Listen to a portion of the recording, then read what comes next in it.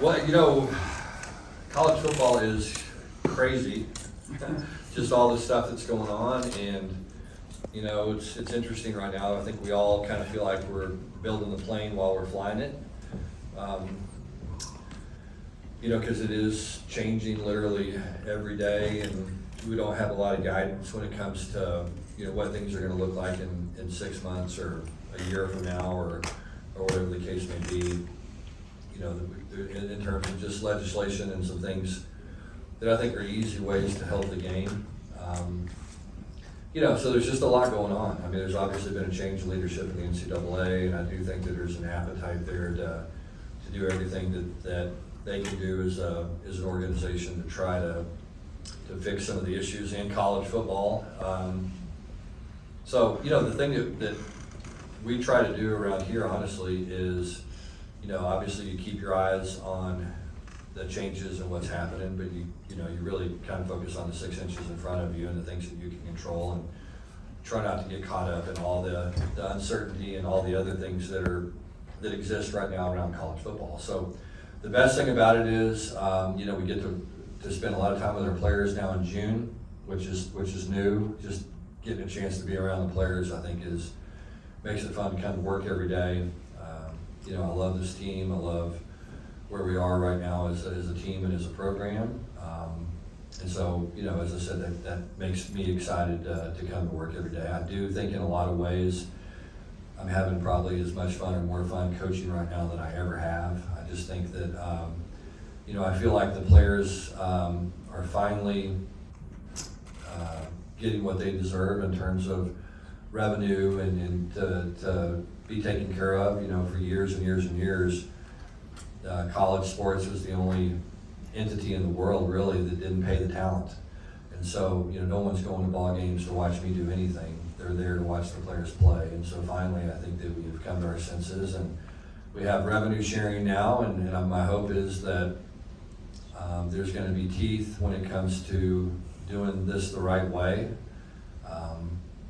And that we don't get back to the days of college football where guys are doing things that they weren't supposed to be doing, programs are doing things they weren't supposed to be doing. My hope is that will fix, the changes will fix that, and we'll have a game that we can all be proud of, and that we can be proud of our profession in coaching and following the rules and doing things that are going to be the best for the game of college football, and ultimately the players and the fans, because they're the ones that deserve a good product. So it's an interesting time of the year. As I said, we're in the middle of recruiting, which is new in June. Have a lot of official visits, and I've had some. Excited about the recruiting class we're putting together. I think over the next 2 or 3 weeks it'll play out. And I think we're really excited about the way we see it playing out, and really like the class that we have so far, and encouraged that we're going to get the guys that we're supposed to get. So that's kind of the state of the union right now for TCU. Not that it matters at all. Yep.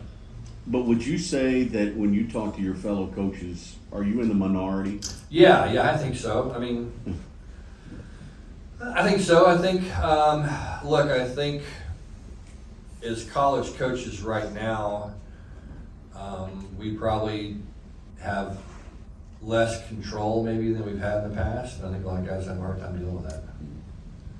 Doesn't really bother me that much. The wellness center is about to come online. This facility Yep. out here, the impact of it on the Yeah, big deal. I mean, obviously we're in the weight room. The weight room is made a significant difference in how we can train our players, what we can do. The fact that we can get our entire team in there when we need to now. I think it's already taken a really strong part of our program and made it even stronger. So excited about that. The Restoration Center is going to be cutting edge things. We say it all the time in recruiting, and really as coaches, we are a developmental program. In other words, we go recruit players, we bring them in here, we develop them with a plan that starts really day one with supplementation, nutrition, rest, recovery, all the things to make them better athletes. We try to coach them up to make them better players. We try to provide the best tutoring and everything that we can to make them better students. And then we try to to provide a great example on how to be a good person. And that's our goal as a program, is to develop, young men as students and people and football players. And so that's kind of fits to the model of that, this Restoration Center does. It's going to be a facility that's unlike really, I think, any in the country in terms of the modalities are going to be available to our players. And that's very intentional. We believe in taking care of these guys. And I think a big part of it is going to be taking care of them physically, helping them recover, helping them feel better. And there's a mental element that's very, very important and part of that as well. And so anyway, we feel like it's going to make a difference in our program, and that's why we built it. Sonny, you talked about this new June session with the team. What are the priorities and goals for that? Well, I think it's just get better. I think that's the biggest thing, kind of like we talked about, just what I just spoke on, is just the idea of every day, let's get a little bit better. We're just so much further along right now than we used to be. A big part of that has to do with the majority of our freshman players and signees and transfers and everybody are here in January now. And so, this time of year now in June, they've been here for 6 months. And so physically they're different. They're much more settled. They're much more confident. They know what to do, how to do it. And you can see those guys just get better every day. And it's fun to watch. You bring these guys in and, they add 20 pounds of muscle and they lose some fat and they learn how to play football even better than they were taught before. And it's fun to watch. And it's fun to watch them start to gain confidence and go, you know what, I belong here at this institution. I belong playing football at this level. And, there's a performance enhancement that takes place when those guys get that confidence, and you can start to see it. And then we've also got about 10 newcomers that got here a couple of weeks ago, and it's fun to watch those guys get better every single day. So it's such a different time. Back in the old days, August, these guys would show up and you spent half your practices trying to get them into shape. And, right now these players are in the best shape they're ever going to be in. And so now, here we have this really, really fancy car that's really tuned up and ready to go, and we just got to make sure we don't wreck it, really between now and September 1st. And so, that's the biggest thing is let's let these guys continue to get better, and let's do enough football and enough things, and then let's give them enough break to recover physically and mentally, and everybody get refreshed, and then let's rev that car back up again and make sure it's performing its best come September 1st. That's really the goal. Coach, we've seen a lot of, with the transfer portal, kids hitting the portal, leaving in masses, and you guys, I think, only had, 3 or 4 hit the portal in spring. Yeah. What's that say about really your coaching staff and really about the kids that are here? It says, to me, it really starts with Fort Worth. It starts with people enjoy living in this community. I think it carries over to TCU, and guys love going to school here. Our school has one of the happiest student bodies in the country. You've heard about that. We have one of the biggest freshman retention rates in the country. So people love Fort Worth, people love TCU, they want to be here, they're comfortable here. I think it says in our program that guys feel like they're being developed and getting better, and they feel like they're being taken care of. And that's the goal is, for these players to come here and be the best version of themselves that they can be, however long they're here. And I don't think they would stick around if they didn't feel that. And so, I think they're excited too, because I think they all feel like we have a chance to have a good football team. And, they want to experience that, be a part of it. So, I think it says a lot about a lot of different things within the program and within the community and within the university for sure. Coach, one of the big fears that I hear amongst fans of teams in the ACC and the Big 12 is that their players may be poached by schools in the Big 10 or the SEC. Yeah. For a variety of reasons. You've been confronted with that. Do you think that fear is valid? Well, it's the same thing. Look, if we're all supposed to be working with a salary cap now, basically, with revenue sharing. So, it's supposed to be more like the NFL model where, the Dallas Cowboys don't go say, well, Josh Allen had a good year this year. Let's just go give Josh Allen twice as much as the Bills are giving. That's kind of the way college football's worked, and that's that's really not the way things work in the world. I mean, people have contracts, except in college football, and people have, things that they can't break. And so anyway, I think if we can, starts there, where if institutions will use the amount of money that they have in revenue share and that money only, and not try to, get around the intent or the break the rules. I think that's the issue in college football right now, is we all say, okay, we want revenue sharing. We get revenue sharing, and then everybody sitting at the table goes, okay, how can we figure out a way to screw everybody else where we get more revenue sharing? And so it's just like, I'm gonna screw you before you screw me type of thing. And I hate to be blunt, but that's kind of what this is right now. And that doesn't happen in the NFL. Those teams understand how it works, and there's a value in coaching, there's a value in drafting, there's a value in player development, and they don't just get to go say, well, you know what, we're just gonna spend twice as much money and buy twice as many players.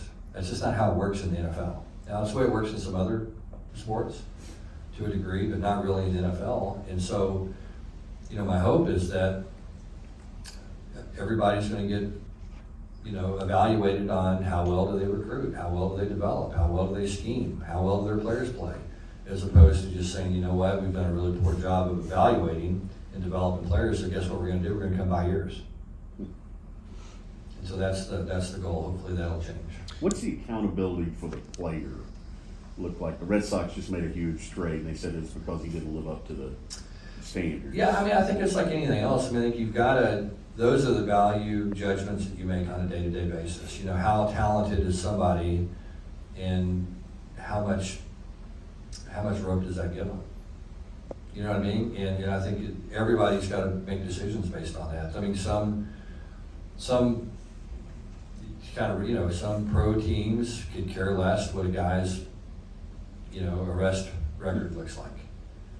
And others, it matters greatly. And it's the same thing in college athletics. I think you got to decide what are the kind of people that you want to be around, and is it worth it? Is the juice worth the squeeze? And if it is to you, then squeeze away. And if it's not, then you got to find a way to move on. And I think that's the way college football is. And I think all of you guys as business people are the same way. You may have this really, really talented guy that's a salesman, but nobody enjoys being around him, and he probably has a negative impact on other people. And so you got to decide, is it worth it? And again, college football is no different. You mentioned in your opening statement about teeth and having teeth in this new era. When you think about the punitive side of things, how important are those teeth, and then how important is it for them to be timely as well and not take 2-3 years down the road? Yeah, I think that's the biggest thing. You're just now seeing the Michigan thing come down, and that's really none of my business. I don't know anything about that.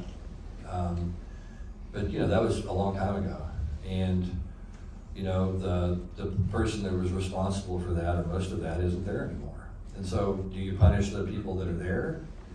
Do you punish the young people that had nothing to do with it? That's the problem that you run into. And so it's a complicated thing. It's not an easy fix. But you have to do something. You know what I mean? And I think that's the issue right now.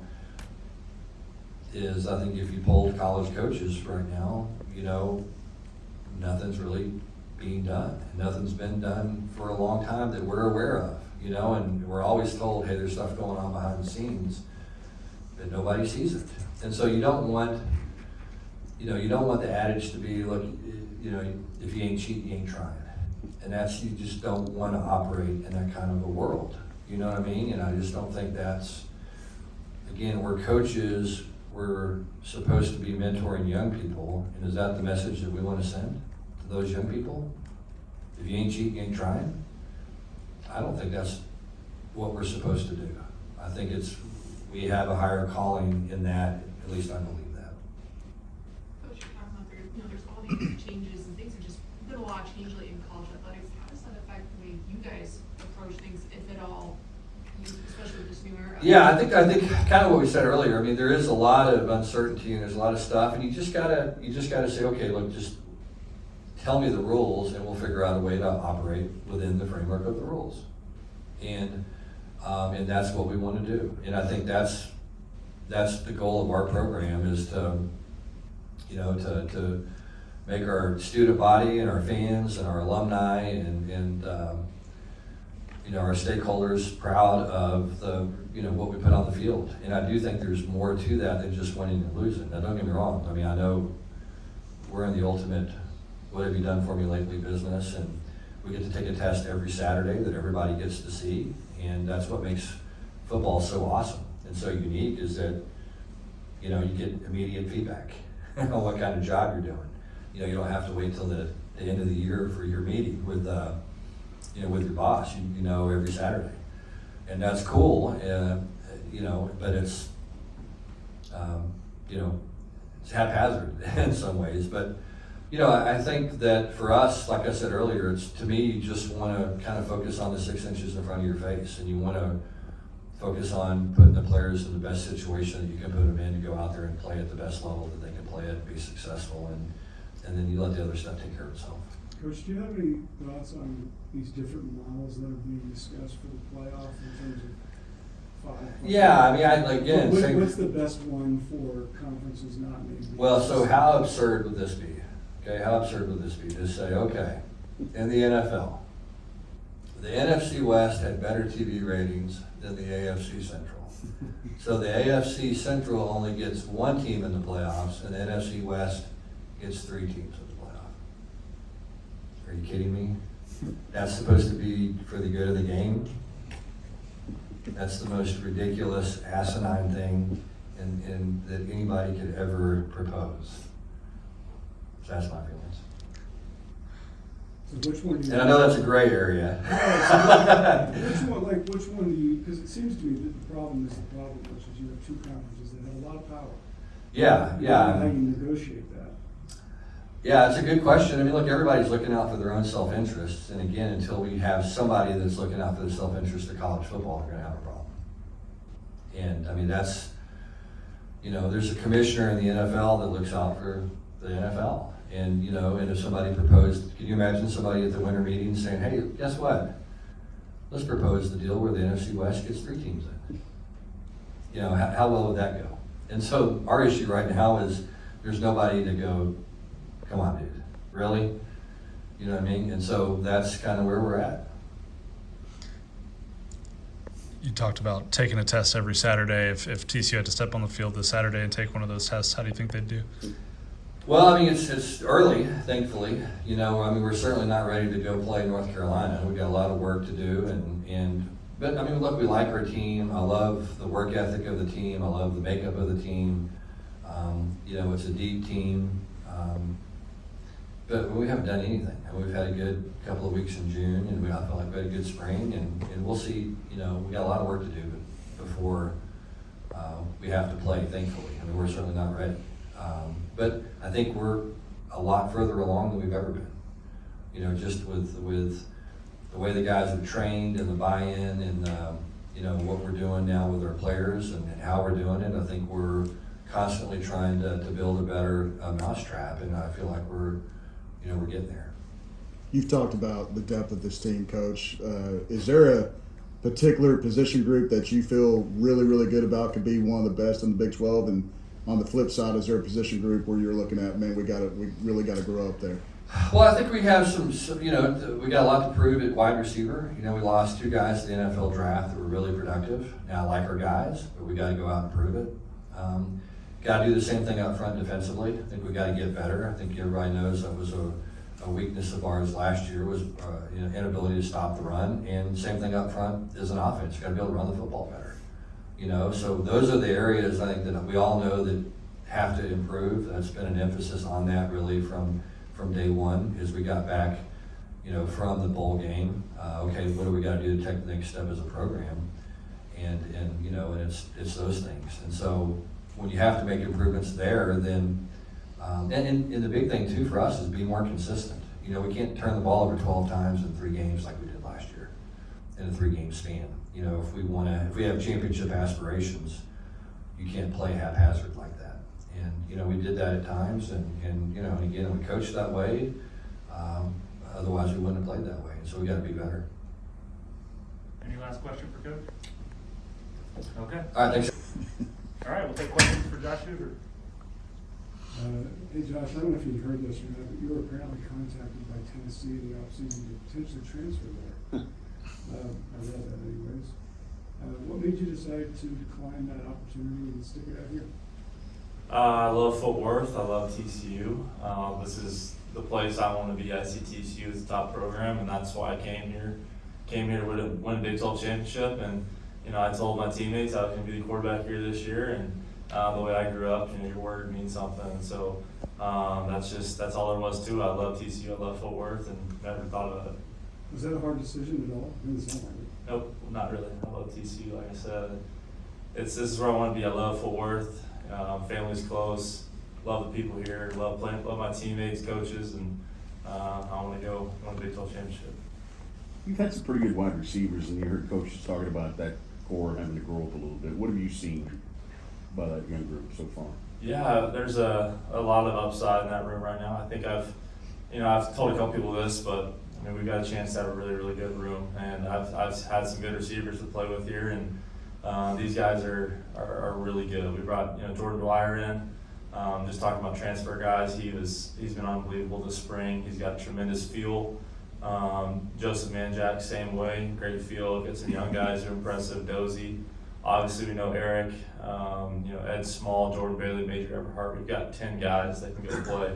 And so as a quarterback, when you have 10 receivers that can go make an impact, it's encouraging. And I think we understand, our coaching staff understands kind of the guys that I like to play with, you know, the guys that I like to be around, and kind of what targets we're looking for. And you know, I love receivers with a lot of feel. I mean, guys like Jack Best, J.P. Richardson, Savion, guys you can throw open, you know, not just guys that are big and can win in isolation, but guys that I can throw open and trust to have feel and bend routes and just get open. So I think as a staff, they did a great job bringing the right guys in, and we had immediate success with those guys, and I'm looking forward to it. In addition to the wide receivers, there seems to be a lot of talent in the tight end group. How important is it to get that group going this year? Yeah, that's something that I'm looking forward to, is just getting the tight end more involved. We got some really, really talented guys in there. Obviously, Chase Curtis is coming back. Expect a lot from him and DJ Rogers. DJ's really talented, can really run, and so those two guys are obviously the older guys in the room. Then we've got some young guys who are talented as well. So, you know, like I said, I'm really looking forward to getting those guys more involved this year. I feel like we can do a better job of getting in the football, and then just obviously using them in the run game and play action is going to be huge. You just mentioned quite a few guys that are veterans, but also a lot of guys that are new to the program this January. How important are these June workouts to kind of getting that relationship and that cohesiveness going? Well, it's huge. You know, you get to continue to develop guys and get them in a constructed setting, I guess, to give them opportunities to keep getting better. I mean, it's not easy to come into college and learn an offense in the spring and then take 2 months off and then just expect to know it again. You know, you kind of have to continue to put it in their brain, and that goes for me too. It's always good, a refresher to get in there and go through these installs again, and just continue to try and deepen my knowledge in our offense. And so I think it's really big, especially for the young guys, and just me getting trust with those guys. You know, it's hard to, you know, in order to go out there and play well, you got to trust guys. You know, you got to trust the guys at receiver that they're going to win when they're supposed to. They're going to run the right route when they're supposed to. They're going to do this versus certain coverages. And so I think this period gives us a chance to kind of keep taking steps in that direction. And I'm really proud of the progress we've made, obviously at receiver, but just totally on offense. It's been really big this spring and summer. When you look at that offensive line, y'all guys moved Deary over to center. How much do you think that helps y'all's offensive line? Helps a lot. You know, I was roommates with Colton for 3 years. We lived together, and so I'm really close with him in a lot of ways. But he's a great guy, great leader. Really can play offensive line, can play center, and I'm really excited about him getting the opportunity to play center. You know, he's been in guard, obviously with James last year playing center, but I think Colton's ready, and I'm excited to watch him, and definitely thankful to have him up there. You know, he knows what he's doing. He's smart. He can ID stuff. Can just really pick people apart. So I'm excited to watch him do his thing. So do you see him being the leader of that line? Yeah, I think the center's always going to be in that position to be the leader. You know, he's the guy that's making calls, and kind of has that elevation, I guess, in his role. And so I think that's going to be big, and I think he'll have a chance to be that leader, and should be. Josh, two things. How close are you to graduating? I graduated in May. You're already done? Mhm. So pretty close. Yeah. Yeah, pretty It's close. Pretty close. Yeah. Just a couple more hours. The other thing is, how much different is this, this time a year ago, there was hope that you'd be a good player in development. Obviously, you had a terrific season. Does it feel different in the expectation for you to even be better than you were, I guess, in October and November? Do you feel that? Yeah, I definitely feel big. I mean, not expectations from, outside, but just internally, I feel like I want to get better. There's so many things that we did last year that I feel like I can do better and be a better leader, a better quarterback, and just help us as a team, as a program, reach the things we want to go to. And so that's definitely a big expectation for me, is just to play better and continue to develop. And I couldn't be more excited about our group and about this upcoming season. And I'm really looking forward to it. I think it's going to be a great year. I really do. We've had some really good teams, and I've seen some really good teams, and I mean, we got some guys. Anything else for Josh? Okay, thanks, Josh. Okay, question? Devin, year two in Coach Avalos' system, how comfortable are you personally and the rest of the defense? How do you think you guys did this spring? I would say we're a lot farther along than we were last year. Obviously, new DC, installing a defense. Now we're kind of building off of it. We got some people, including myself, veterans that are familiar with it, so we can start going into nuances of just changing fronts, changing looks, and the fundamentals are sound. So once you build the fundamentals into the defense, you can really switch it around, windows and mirrors, but everybody knows what they fundamentally have to do. What was your priority in the off season? Was there one thing that you wanted to get better in? Yes, sir. I felt like I could make a jump and just consistency of pad level and things like that. Personally, just hand leverage, and then also just strength. Coach Cos and them do an amazing job of developing people. So really becoming just twitchier, explosive, knowing that could help me both in the run game and be effective as a pass rusher. So I would say definitely that was my goals development-wise. As a defense in general, how big is it for you guys to have Namdi and Bud coming back for another year? I mean, it's amazing, especially me and Bud joked. We both he didn't realize that I had another year. I didn't realize Bud had another year. So I remember we were both in the academic center, talking about classes. I'm like, what are you doing here? He's like, what are you doing here? So it was funny, and it was amazing. Obviously, Bud's my guy, and same with Namdi getting another year. It's awesome just because when you've played, so you have chemistry, you kind of build up some of those battle scars with each other. It's a lot of defense is about trust. I trust him to do his job, so I can go and do mine to the fullest. So it's amazing. Obviously, they're elite players, but they're good guys, and I'll run through a wall for them.